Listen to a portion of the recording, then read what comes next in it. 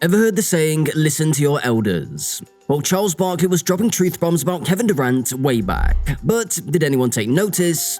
No. Now, KD's journey seems eerily familiar, and we're diving into why Barkley's words are echoing louder than ever. In 2016, Kevin Durant was like the poster child for second place, practically stamped on his forehead. From high school to being the number 2 draft pick, he couldn't shake off that runner-up status. And don't even get started on his Oklahoma City Thunder days. He was living in LeBron's shadow, coming in second in MVP voting time after time. But hey, he finally got his shot to shine in 2014, right? Wrong. Even when he managed to edge out LeBron, fate had other plans, and KD found himself stuck in the conference finals. And let's not forget that infamous 3-1 lead against the Warriors. KD and Russ had him on the ropes, and then bam, 3 straight losses and KD was out of there like a flash. And where does he go? Straight to the team that practically handed him those losses. It's like joining your enemy after they just beat you in a street fight. And here's the kicker, Charles Barkley was calling it from the get-go. He had KD's number, but did anyone listen? No. KD's still out here trying to save face, but even Isaiah Thomas could see through the act. Remember when KD was chirping at LeBron for joining the Heat? Well, karma's got a funny way of coming back around, doesn't it?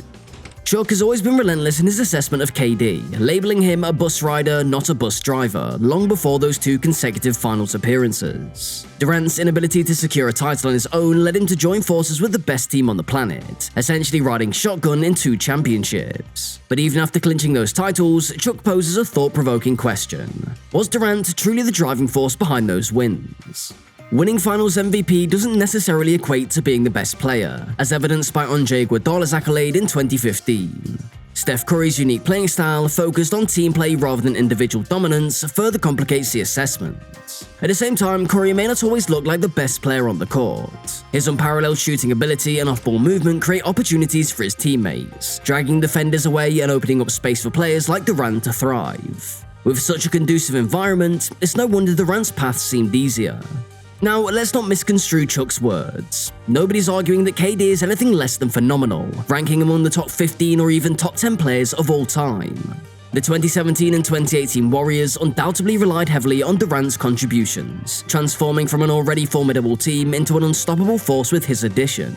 His ability to score in isolation and provide instant offense, coupled with his underrated post defense despite his towering height, added a new dimension to the team's gameplay.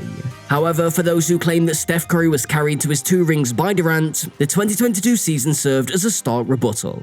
Steph proved he could win without KD, clinching the title in 2022 without his superstar teammates. Meanwhile, Durant found himself sidelined during the playoffs, watching from home as his team suffered a humiliating sweep at the hands of Jason Tatum and the Celtics. It's a hard truth to swallow, getting swept in the first round hardly bolsters one's claim at being the best in the league. Chuck, with his uncanny foresight, knew exactly how things would unfold.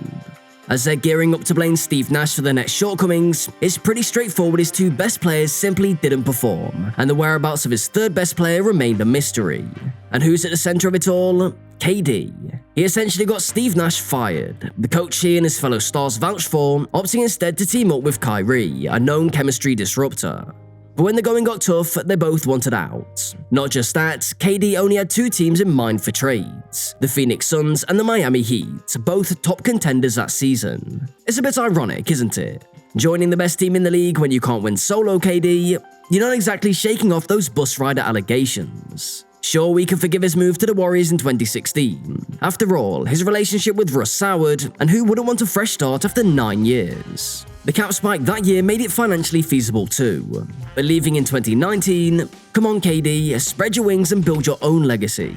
Steve Kerr understood KD's desire to be the best, but playing with Steph in the Bay, that was always going to be Steph's team. As for the Nets, the Harden experiment fell flat on its face, and Kyrie's antics didn't help. But could KD not see it coming?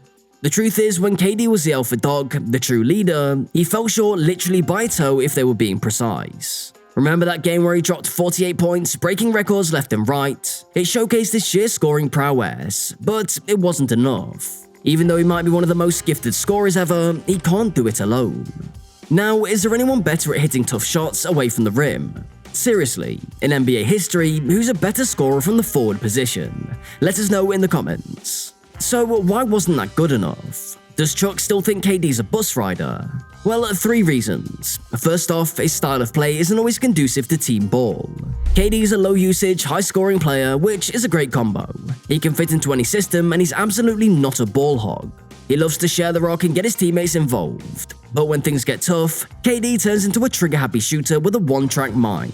It's often been an issue in late games. He waves off screens or passes to take a tough open look. But the thing is, KD hits them time and time again. He hits big shots because he's that talented. But eventually, those shots don't fall. His clutch numbers this season are bad.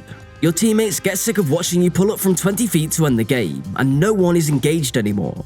Steve Kerr said it best, relaying a Michael Jordan story from his playing days. We have a playoff game and he kept trying to score, and he was scoring, but we weren't getting anything going.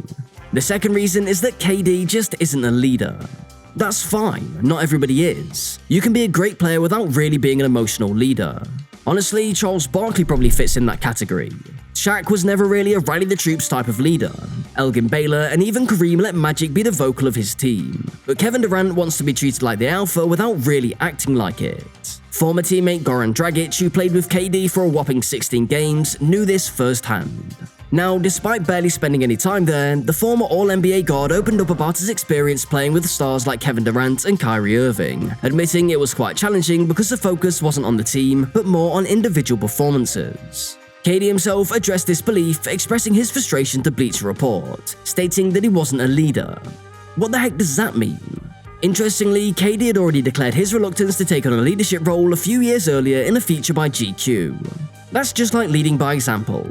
Leading by example is undoubtedly valid, but it's hard to argue when Chuck says you're riding the bus. Now that he's in Phoenix, the pressure's on KD. Will he step up and be a leader? Does Kevin Booker not have that alpha gene? And Bradley Beal? Forget about it. It's time for KD to rise before he proves to the world that he's just a follower. The third reason KD faces criticism is his tendency to give up when faced with adversity. When the going gets tough, the tough get going, right? Well, for KD, that means getting going to a new team. He left Oklahoma City when he couldn't patch things up with Westbrook, the best 1-2 punch in the league. He left when injuries set back the Warriors and they lost the 2019 finals. He left when Kyrie flamed out and the Nets were struggling to make it past the playoffs' first round. He left blaming his teammates on the way out of the same teammates he chose. The Suns have seen a resurgence, starting the new year with an 11-6 record when their big three played together. But tough times in the NBA are inevitable. Will KD stick it out or seek greener pastures once more?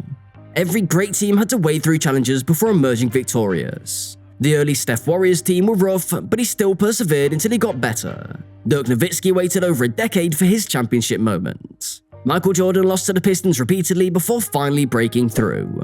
Does KD have that fight in him, or is he just not that type of guy? Let us know in the comments, and don't forget to check out our other NBA content for more insights.